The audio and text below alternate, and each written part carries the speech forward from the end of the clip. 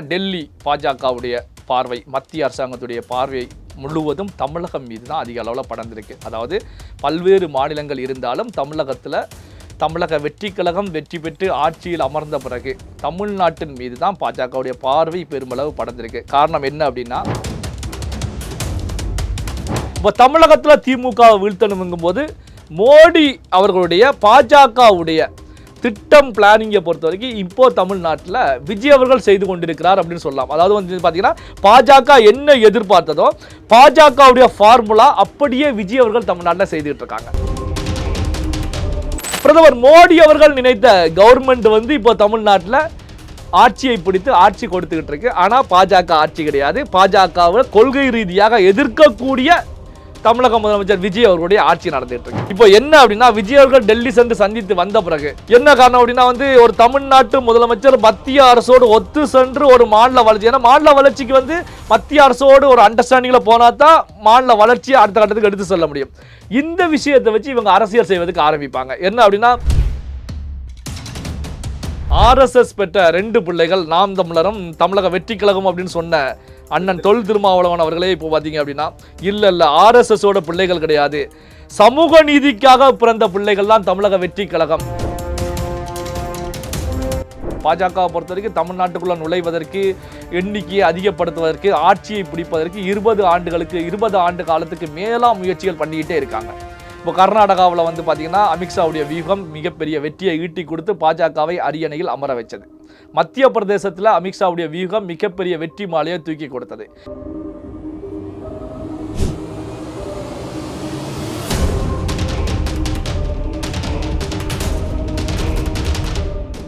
Real one உறவுகளே, நடுநிலையோடு பொறுப்புடன் செய்திகளை வழங்கி பல லட்சக்கணக்கான மக்களின் நம்பிக்கையை பெற்ற நமது சேனலின் வளர்ச்சிக்கு உங்கள் ஆதரவு தேவை. இந்த ஊடக பயணம் தொடர்ந்து வலுப்பெற திரையில் தெரியும் QR கோட் ஸ்கேன் செய்தோ அல்லது டிஸ்கிரிப்ஷனில் உள்ள வங்கி விவரங்கள் மூலம் உங்களால் முடிந்த அளவு சப்போர்ட் செய்யுங்கள். உங்கள் ஒவ்வொரு ஆதரவும் நமது குரலை இன்னும் பல லட்சம் பேரிடம் கொண்டு செல்ல உதவும். ரியல் ஒன் நேயர்களுக்கு வணக்கம். இன்று நம்மளுடைய நேர்காணலுக்கு பத்திரிகையாளர் திரு நெல்லை சிவா அவர்கள் இணைஞ்சிருக்காங்க. சார் வணக்கம். வணக்கம். நாளைக்கு அந்த பிரதமர் சந்திப்பு அப்படிங்கறத எப்படி பாக்குறது? ஏன்னா இங்க சில கதைகள் உருவாகும். ஏன்னா அங்கே பிரதமர் சந்திப்பு அப்படிங்கிறது வந்து நிறைய விஷயங்கள் வந்து சொல்லப்படுது. அவர்கிட்ட வந்து ஃபண்டு ரிலேட்டபுளாக வந்து பேச போகிறாங்க. இன்னொன்று வந்து ஜவஹர்லால் யூனிவர்சிட்டியில் தமிழக அரசு சார்பாக திருவள்ளுவர் சிலை ஒன்று வச்சுருக்காங்க. அதை திறந்து வைக்கிறதுக்கு உண்டான விஷயமும் நடக்க போகுது. உள்துறை அதிகாரிகளை நிறைய பேர் வந்து மீட் பண்ண போகிறாங்க அப்படிங்கிற மாதிரியான விஷயமும் நிறைய சொல்லப்படுது. எப்படி இருக்க போகுது அந்த மீட்டிங்? அதாவது பிரதமர் மோடி அவர்களோடு முதலமைச்சர் விஜய் அவர்களுடைய சந்திப்பு ஒரு மாநிலத்தில் வெற்றி பெற்ற பிறகு ஃபர்ஸ்ட் முதலமைச்சர் அவர்கள் நேரடியாக சென்று பிரதமர் அவர்களை சந்திப்பது, துறை வாரியான அமைச்சர்கள் செயலாளர்களை சந்திப்பது ஒரு மரபு. அதே நேரத்தில் வந்து பார்த்தீங்கன்னா டெல்லி பாஜகவுடைய பார்வை, மத்திய அரசாங்கத்துடைய பார்வை முழுவதும் தமிழகம் மீது தான் அதிக அளவில் படர்ந்திருக்கு. அதாவது பல்வேறு மாநிலங்கள் இருந்தாலும் தமிழக வெற்றி கழகம் வெற்றி பெற்று ஆட்சியில் அமர்ந்த பிறகு தமிழ்நாட்டின் மீது தான் பாஜகவுடைய பார்வை பெருமளவு படர்ந்திருக்கு. காரணம் என்ன அப்படின்னா, இதில் கவனிக்கப்பட வேண்டிய விஷயம், நாம் ஏற்கனவே பேசக்கூடிய நிகழ்வுகள் தான். தமிழக வெற்றி கழகம் எப்படி வெற்றி பெற்றாங்க, எப்படி கூட்டணியை உருவாக்கினாங்க, எப்படி ஆட்சியில் அமர்ந்தாங்க, எப்படி எதிரில் இருக்கக்கூடிய திமுக அதிமுக கட்சிகளை காலி பண்ணக்கூடிய வகையில் வேகம் எடுத்து செயல்பட்டுக்கிட்டு இருக்காங்க. இப்போ பார்த்தீங்கன்னா இன்னொரு விஷயம், தமிழக வெற்றி கழகத்தை பொறுத்த வரைக்கும் கூட்டணி கட்சிகள் தயவில் தான் கவர்மெண்ட்டாக ஃபார்ம் பண்ணினாங்க. இப்போ போகக்கூடிய போக்கை வச்சு பார்க்கும்போது இந்த இடைத்தேர்தல்கள் முடிவடையும் போது இப்போ 5 தொகுதி காலியாக இருக்குது. இன்னும் வந்து பார்த்தீங்கன்னா 15 தொகுதி வரைக்கும் காலியாகுவதற்கான வாய்ப்புகள் இருக்குது. இசக்கி சுப்பையா ரிசைன் பண்ணிட்டாங்க, வரப்போகிறாங்க.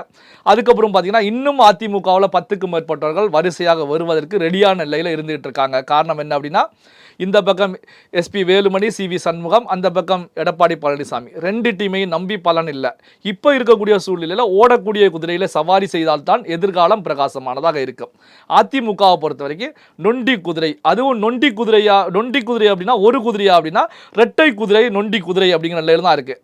இப்படியான சூழ்நிலையில் அப்போ அங்கே பயணித்து பலன் கிடையாது அப்படிங்கிற நிலையில் வந்து தாவேகா பக்கம். இதில் கவனிக்கப்பட வேண்டிய இன்னொரு விஷயம் என்ன அப்படின்னா, ஒரு தேர்தலில் வெற்றி பெற்று எம்எல்ஏவாக இருக்கக்கூடியவங்க, பதவியில் இருக்கக்கூடியவங்க தங்க பதவியை ரிசைன் பண்ணிட்டு இந்த பக்கம் வர்றாங்க அப்படின்னா இதுதான் மிக முக்கியமான விஷயம். பதவியே துறந்துட்டு இந்த பக்கம் வர்றாங்க அப்படின்னா பதவியில் இருந்தாலும் அந்த பக்கம் இருப்பதனால எந்த விதமான லாபமும் கிடையாது, எந்த விதமான செயல்பாடும் கிடையாது அப்படிங்கிற நிலையில தான் இந்த பக்கம் வர்றாங்க. இது எல்லாம் மத்திய அரசாங்கம் பார்த்துட்டு தான் இருக்காங்க. தமிழகத்தில் என்ன நடந்துகிட்டு இருக்கு? கடந்த காலத்தில் கர்நாடகாவில் நாம் அரசியல் செய்தோம், மத்திய பிரதேசத்தில் அரசியல் செய்தோம். ஆனால் தமிழ்நாட்டு களம் அப்படின்னு வரும்போது நம்மளுடைய வியூகங்கள் எல்லாமே தோல்வி கண்டது, தொடர் தோல்வி. பாஜக பொறுத்த வரைக்கும் தமிழ்நாட்டுக்குள்ள நுழைவதற்கு, எண்ணிக்கையை அதிகப்படுத்துவதற்கு, ஆட்சியை பிடிப்பதற்கு 20 ஆண்டு காலத்துக்கு மேலா முயற்சிகள் பண்ணிக்கிட்டே இருக்காங்க. இப்போ கர்நாடகாவில் பார்த்தீங்கன்னா அமித்ஷாவுடைய வியூகம் மிகப்பெரிய வெற்றியை ஈட்டி கொடுத்து பாஜகவை அரியணையில் அமர வச்சது. மத்திய பிரதேசத்தில் அமித்ஷாவுடைய வியூகம் மிகப்பெரிய வெற்றி மாலையை தூக்கி கொடுத்தது. ஏன் இப்போ நடந்து முடிந்த சட்டமன்ற தேர்தலில் வெஸ்ட் பெங்காலில் அசைக்க முடியாத சிங்கப்பெண்ணாக இருந்த தீதி அப்படின்னு சொல்லப்பட்ட மம்தா பானர்ஜி வீழ்த்தப்பட்டதோடு மட்டுமல்லாமல் மிகப்பெரிய வெற்றியை பாஜக ஈட்டினாங்க. 200க்கும் மேற்பட்ட தொகுதிகளில் மிகப்பெரிய வெற்றியை ஈட்டி அங்கே அரியணையில் ஏறி அமர்ந்திருக்காங்க. ஆனால் தமிழ்நாட்டு அரசியல் களத்தில் திமுகவை வீழ்த்துவதற்கு பாஜக எத்தனையோ வியூகங்கள் அமைச்சு, எத்தனையோ வடிவங்களில், எத்தனையோ ஆங்கிள்களில் வந்தாங்க. ஆனால் திமுகவை வீழ்த்த முடியாமல் திணறிக்கிட்டு இருந்தாங்க அப்படிங்கிறது வெளிப்படையான உண்மை.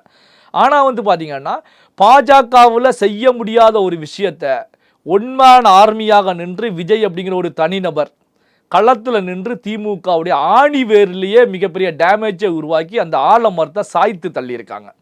ஸோ இந்த நிகழ்வை தான் டெல்லி உன்னிப்பாக கவனிச்சுக்கிட்டு இருக்காங்க. சரி, சாய்த்து தள்ளியதோடு மட்டுமல்லாமல் ஆட்சியில் அமர்ந்த பிறகு மத்தியில் எடுத்துக்கிட்டிங்கன்னா இப்போ 12 ஆண்டுகள், இன்னைக்கு மோடி பிரதமராக அமர்ந்து 12 ஆண்டுகள் முடிவடைந்திருக்கிறது. இன்னைக்கு கொண்டாடிக்கிட்டு இருக்காங்க 12 ஆண்டுகள். அதே நேரத்தில் பார்த்தீங்கன்னா 2வது பிரதமர் 12 ஆண்டுகள் தொடர்ச்சியாக 12 ஆண்டுகள் இருந்தால 2வது பிரதமர் அப்படிங்கிற இலக்கை மோடி சென்றிருக்காங்க. மோடி அவர்கள் குஜராத்தில் வெற்றி பெற்று குஜராத்தில் தொடர்ச்சியாக 3 முறை முதலமைச்சராக இருந்து தேசிய அளவில் வருவதற்கு காரணமாக இருந்ததே அங்கு கொடுக்கப்பட்ட ஆட்சி. அதாவது மக்கள் நலப்பணிகள், ஊழல் இல்லாத அரசு, பல சிறப்பான திட்டங்கள் அங்கு நடைமுறைப்படுத்தியது, மதுவிலக்கு, இது போன்ற விஷயங்கள்லாம் அங்கே பிரதமர் மோடி அவர்களுக்கு குஜராத்தில் முதலமைச்சராக இருக்கும்போது கை கொடுத்தது. இதன் மூலமாகத்தான் பிரதமராக வர வேண்டிய ஒரு கட்டாயம் உருவாகி பிரதமராக அமர்ந்தாங்க. அதே நேரத்தில் 3வது முறையாக பிரதமராக அமர்ந்த பிறகும் பாஜக ஆட்சியை பிடித்த பிறகும் பாஜக அமைச்சரவையில் யார் மீதும் எந்த விதமான ஊழல் வழக்குகளும் இல்லாமல் அரசாங்கம் ரன் பண்ணிக்கிட்டு இருக்காங்க. 12 வருஷமா பண்ணிக்கிட்டு இருக்காங்க. ஆனால் கடந்த காலங்களில் காங்கிரஸ் மன்மோகன் சிங் ஆட்சி காலத்தில் ஸ்பெக்ட்ரம் ஊழல் போன்ற மிகப்பெரிய ஊழல்கள் ஆட்சியில் இருக்கும் போதே தலை தூக்கி, மிகப்பெரிய பூதங்களாக தலை தூக்கி காங்கிரசுக்கு எதிராக நின்றது அவர்களுடைய ஆட்சியிலேயே. அதுல திமுக இருக்குது. அந்த ஸ்பெக்ட்ரம் ஊழல்ல ராசா, கனிமொழி போன்றக்கூடிய பெயர்கள் எல்லாமே இருந்தது, நாம பார்த்த விஷயம் தான். இப்போ மோடி அவர்களை பொறுத்த வரைக்கும் என்ன அப்படின்னா, ஒரு கரைபடியாத ஆட்சியை கொடுக்கணுங்கும் போது, இப்போ தமிழகத்தில் திமுகவை வீழ்த்தணுங்கும் போது மோடி அவர்களுடைய பாஜகவுடைய திட்டம் பிளானிங்கை பொறுத்த வரைக்கும் இப்போ தமிழ்நாட்டில் விஜய் அவர்கள் செய்து கொண்டிருக்கிறார் அப்படின்னு சொல்லலாம். அதாவது பார்த்தீங்கன்னா பாஜக என்ன எதிர்பார்த்ததோ பாஜகவுடைய ஃபார்முலா அப்படியே விஜய் அவர்கள் தமிழ்நாட்டில் செய்துகிட்டு இருக்காங்க. விஜய் செய்யக்கூடியது பார்த்தீங்கன்னா டிரான்ஸ்பரண்டான ஒரு ஆட்சி. மக்கள் பணம் ₹1 கூட எடுக்கக்கூடாது. டெண்டர் விடக்கூடிய விஷயங்களில் கூட ஊழல் நடக்கிறது, அதிகாரிகள் தப்பு பண்ணுறாங்க அப்படிங்கும்போது உடனே 100க்கும் மேற்பட்ட டெண்டர்கள் குறுகிய கால டெண்டர்கள் ரத்து செய்யப்பட்டிருக்கு. அமைச்சர்களுடைய உதவியாளர்கள் அரசு ரீதியான உதவியாளர்களாக இருக்கட்டும், இல்லை கட்சி ரீதியானவர்களாக இருக்கட்டும், அவர்களுடைய சாதி சார்ந்தவர்கள், அவர்களுடைய உறவினர்கள் சம்பந்தப்பட்டவர்கள் தலைமைச் செயலகத்துக்குள் இருக்கக்கூடாது, வலம் வரக்கூடாது அப்படிங்கிற கருத்துக்கள் விஜய் அவர்களால் தெரிவிக்கப்பட்டிருக்கு. அதே நேரத்தில் பார்த்தீங்கன்னா கட்சியினர் ஆட்சி அதிகாரத்துக்குள்ள வரக்கூடாது, அரசு சார்ந்த விஷயங்களுக்குள்ள தாவேக்காவினர் எந்த பகுதியிலிருந்தும் அரசு சார்ந்த ஆட்சி சார்ந்த விஷயங்களுக்குள்ள மூக்கு நுழைக்கக்கூடாது, அத்துமீறி நுழையக்கூடாது அப்படின்னு சொல்லி பொதுச் செயலாளர் புஷி ஆனந்த் அவர்கள் வெளிப்படையாகவே தெரிவிச்சிருக்காங்க. அப்போ பார்த்தீங்கன்னா பிரதமர் மோடி அவர்கள் நினைத்த கவர்மெண்ட் இப்போ தமிழ்நாட்டில் ஆட்சியை பிடித்து ஆட்சி கொடுத்துக்கிட்டு இருக்கு. ஆனால் பாஜக ஆட்சி கிடையாது. பாஜகவை கொள்கை ரீதியாக எதிர்க்கக்கூடிய தமிழக முதலமைச்சர் விஜய் அவர்களுடைய ஆட்சி நடந்துட்டு இருக்கு. இந்த விஷயத்துல தான் பார்த்தீங்கன்னா பாஜகவும் தாவேக்காவும் அந்த ஆட்சி அப்படிங்கிற விஷயத்தில் ஒத்து போகக்கூடிய ஒரு சூழல் இருந்துட்டு இருக்கு. கடந்த காலத்தை எடுத்துக்கிட்டீங்க அப்படின்னா தமிழகத்தில் திமுக வெற்றி பெறும்போது கூட பாஜகவை எதிர்த்து கருப்பு கொடி காட்டி தான் வெற்றி பெற்றாங்க. ஆனால் வெற்றி பெற்ற நாளில் இருந்தே பாஜகவுக்கு எதிர்ப்பு அப்படிங்கிற நிலையில் தான் தமிழ்நாட்டில் அரசாங்கம் போய்கிட்டு இருந்தது. ஆனால் இப்போ தமிழக வெற்றி கழகத்தை பொறுத்த வரைக்கும் டெல்லியில் சென்று பிரதமர் மோடி அவர்களை சந்திக்கும் போது மோடி அவர்கள் விஜய் அவர்களுடைய சந்திப்பை பொறுத்த வரைக்கும் ஒரு ஆக்கப்பூர்வமான சந்திப்பு, ஒரு ஹெல்த்தியான ஒரு மீட்டிங்காக தான் இது அமையும் அப்படிங்கிறதுல எந்த விதமான மாற்று கருத்தும் கிடையாது. காரணம் என்ன அப்படின்னா, தாவேகா மீது ஏதாவது அதிருப்திகளை தெரிவிக்கவோ அல்லது துறை வாரியான ஃபண்டுகளை ரிலீஸ் பண்ணாமல் வச்சிருப்பதுக்கு அங்கே எந்த விதமான வாய்ப்புகளும் கிடையாது. காரணம் என்ன அப்படின்னா, ஆட்சியில பதவியில உட்கார்ந்து இங்க 20 நாட்கள் தான் நெருங்கிக்கிட்டு இருக்கு, 2 வாரங்களை கடந்த நிலையில தான் போய்கிட்டு இருக்கு. இப்படியான சூழ்நிலையில பாத்தீங்க அப்படின்னா இங்க குறை செல்லக்கூடிய எந்த விதமான சம்பவங்களும் தமிழ்நாட்டில் நடக்கல. இப்ப எதிர்கட்சிகளை பொறுத்த வரைக்கும் சட்டம் ஒழுங்கு சம்பந்தப்பட்ட விஷயங்களை முன் வச்சுக்கிட்டு இருக்காங்க. ஆனா பாத்தீங்கன்னா கடந்த காலத்துல இவர்களால் அட்மினிஸ்ட்ரேஷன் செய்யப்பட்ட துறைகளை பொறுத்த வரைக்கும் இப்படி தான் இருக்கும். இனி இந்த துறைகளில் களை எடுக்கக்கூடிய விஷயங்கள் தொடர்ச்சியாக நடக்கும் போதுதான் ஒரு குறிப்பிட்ட காலத்துக்கு அப்புறம் தான் அந்த துறைகள் ஒரு ஹெல்த்தியான மூவ்மெண்ட்டில் போகும். அப்போ பார்த்தீங்கன்னா இந்த விமர்சனங்களை பொறுத்த வரைக்கும் மக்களே பெரிய அளவில் எடுக்கல. அப்போ பார்த்தீங்கன்னா டெல்லியில் இந்த சந்திப்பு ஒரு ஆக்கப்பூர்வமான சந்திப்பாக இருக்கும். விஜய் அவர்கள் எந்த கோரிக்கைகளை முன்வைக்கிறாரோ அந்த கோரிக்கைகளை பிரதமர் மோடி அவர்கள் 100% நிறைவேற்றி கொடுப்பதற்கான வாய்ப்புகள் பெருமளவில் இருக்கிறது. 2 கட்சிகளுக்கு இடையிலையும், தமிழகத்தில் ஆட்சியில் இருக்கக்கூடிய தாவேகா, ஆட்சியில் இருக்கக்கூடிய முதலமைச்சர் விஜய் அவர்கள், டெல்லியில் ஆட்சியில் இருக்கக்கூடிய பாஜக, டெல்லியில் பிரதமராக இருக்கக்கூடிய மோடி அவர்களுக்கு இடையில பெரிய அளவில் எந்த விதமான மோதல் போக்கும் இருக்காத ஒரு சுமூகமான ஒரு நிலை தான் இந்த அரசு சார்புடைய விஷயங்கள்ல தொடர்ச்சியாக இருக்கும்.